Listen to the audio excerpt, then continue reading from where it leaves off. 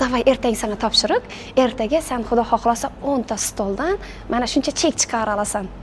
Mayli shu shuncha chek chiqara olmasa, lekin shuncha chek chiqarish uchun harakat qiladim. Ichimda ishtiyoq, men kerak ekanman degan narsa. O'zi insonlarga nima yetishmaydi, kerak ekanini his qildirish. Er va xotin. Xotin, o'zi men kerakmanmi? O'zi meni sevasizmi? Ayol kishi, ayolingizni bitta narsa aytadi. Men kerakmanmi? Meni sevasizmi? Ishchi ham xuddi shunday. Ishchi sizga kerak ekanligini his qilsa, u siz bilan doimiy qoladi.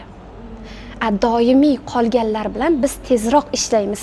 Kim sizga yangi ofitsiant kelganidan eski ofitsiantni rag'batlantirib, faqat pul emas, moddiy va ma'naviy rag'batlantirib, bu bilan yelkama-yelka turib ishlashganingiz ma'qul. Bu zo'r metod va bir klientlarni rag'batlantirish.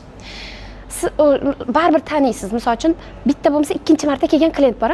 Biz sizni oldin ham ko'rgandik, bugun yana ko'rdik. Demak, bizning kafemiz yoqibdi. Biz bundan juda ham xursandmiz.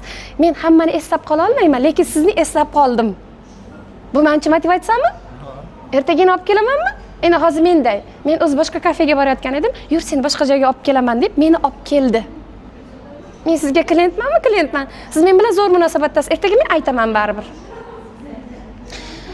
Xuddi shunday, hamma narsani pulga, vaqtga emas, inson bilan agar shuni ozgina munosabatga bog'lasak, tezroq bo'ladi bu narsa.